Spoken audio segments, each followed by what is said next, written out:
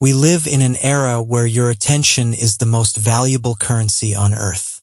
Every single day, your mind is being pulled in 100 different directions. People demand your time. Your phone demands your focus. Society demands your reaction. And the result is a mind that is constantly exhausted, completely distracted, and totally disconnected from its true purpose. This is not an accident.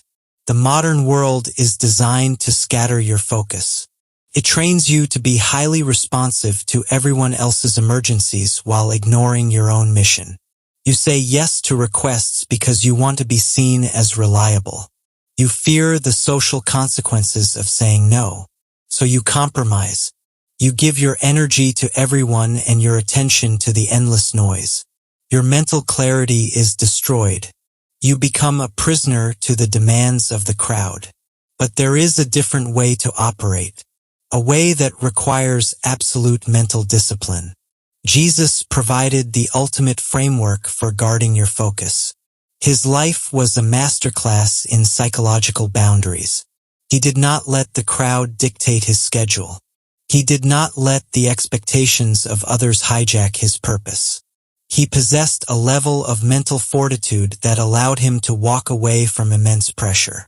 By examining his teachings and his actions, we can learn how to reclaim our minds from the chaos of total distraction and build an unshakable sense of direction. To understand this discipline, look at a specific moment in the Gospel of Mark. Jesus is in Capernaum. He has performed miracles, and his reputation has exploded. The text says the whole city was gathered at the door. Imagine the sheer psychological weight of that moment. Hundreds of people all wanting a piece of his time, all demanding his attention, all expecting him to solve their immediate problems. The pressure to perform must have been staggering. Any ordinary leader would have capitalized on that moment. The ego loves a crowd.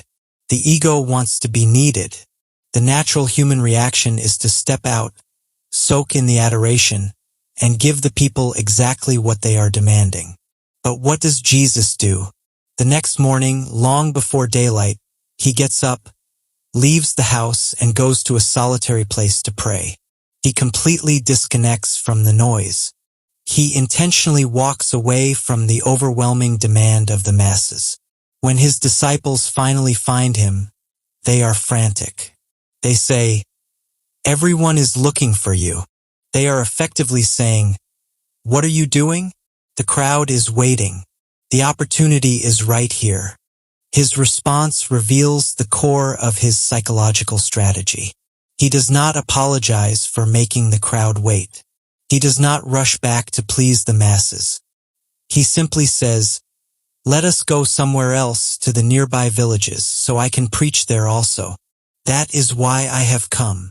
This is the peak of radical focus. Jesus knew his mission, and he absolutely refused to let the immediate demands of the crowd distract him from that goal.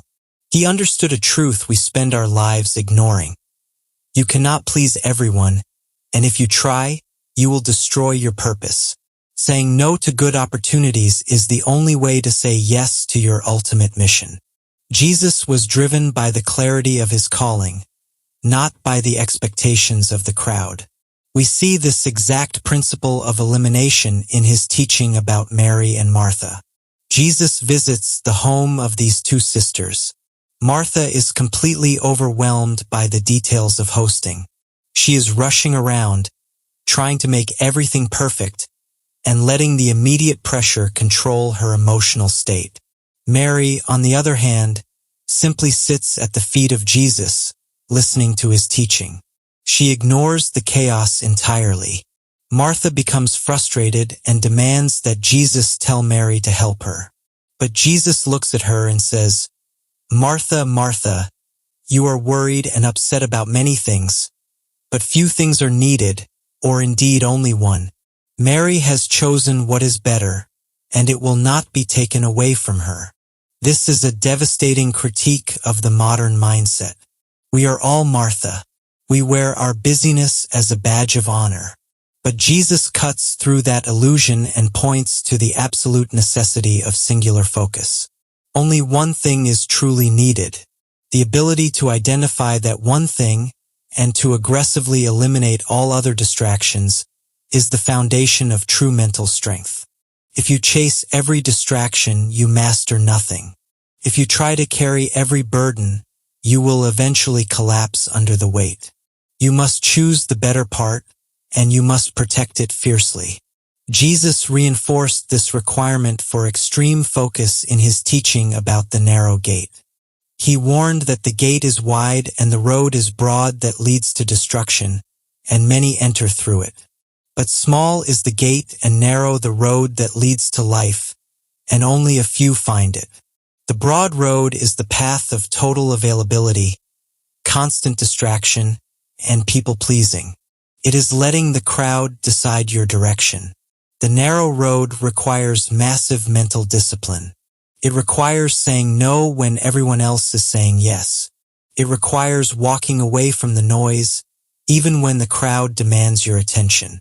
It requires the mental fortitude to sit in silence and protect your focus. The narrow path is lonely and frequently misunderstood by the people around you, but it is the only path that leads to absolute sovereignty over your own mind.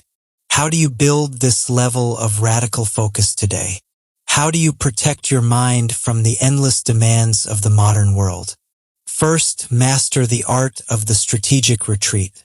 Just as Jesus withdrew to solitary places long before the sun came up, you must create daily boundaries where no one can reach you. No messages, no demands, no external input. You need moments of absolute silence to recalibrate your mind. If you do not intentionally schedule silence, the noise will consume your existence. Second, stop equating your availability with your value as a human being. When you are constantly available, you train people to treat your time as worthless. You must become completely comfortable with letting people wait. You must become comfortable with the word no. If a request does not align with your primary mission, you must decline it without guilt and without offering a long, desperate explanation. Third, identify your one thing. Like Mary, you must recognize what is actually essential. The disciplined mind chooses one thing and executes it with absolute supremacy. Cut away the excess. Stop fighting every battle. Focus your energy like a laser on the singular purpose that actually matters. Finally, you must accept that true focus will disappoint people. When Jesus left Capernaum, he disappointed the crowd that wanted him to stay. Let them be disappointed.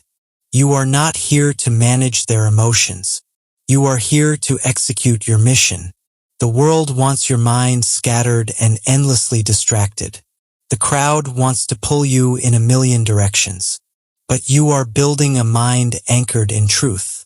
You are stepping onto the narrow path. If you have the discipline to walk away from the noise today, I want you to go to the comments and type, "I protect my focus." By doing this, you are committing to the narrow road. Subscribe to this channel to keep mastering the ultimate psychological framework. I will see you in the next video.